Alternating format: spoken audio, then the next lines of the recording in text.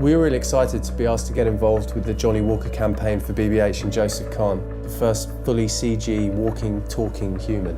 Working with BBH, coupled with the fact that it's Bruce Lee, obviously such an incredible global iconic figure.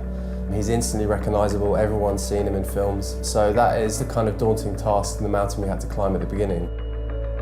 We started about discovering what Bruce Lee stands for and coupled that together with what Johnnie Walker stands for, and that symbiotic marriage together becomes a very powerful message. We're trying to remind or challenge the viewers to aspire to become a game changer just like him. Before we could go ahead with any of this, we had to talk to his daughter Shannon, and in talking to her, the big thing was we've got to get at the acting right. This has to be about the performance.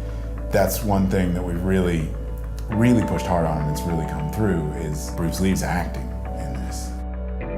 The Mill guys, when we collaborate with them, there's a lot of sessions where we sit together to study through all the old archives, exchanging information to get to what we believe is the most authentic Bruce Lee that a viewer would ever see. Well, using the reference, the first step was to create a model, and so we just get as many images from as many different angles as possible, and we sat there looking for all this reference and painstakingly modelled every feature to get everything absolutely right. We had to have a lookalike on the shoot, that was Danny Chan.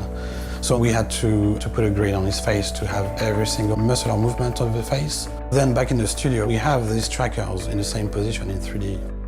We made about 250 different expressions, and expressions in between expressions. It's also important. You can't just go from a neutral to a smile. You have to go everywhere in between as well. So it's been sort of quite painstaking and a lot of modelling work in this job. The magic comes from how do you bring that emotions through, pixels and wireframes. How do you take that and become a piece that when somebody sees it, they're not seeing these wireframes. They're seeing Bruce Lee the man, and they feel as if they're listening to the master himself talking to them. So that's what we aim to do, and the Mill guys are certainly the best guys to do that. Well, we now have the depth and the talent at the Mill to recreate any person from any era or any creature.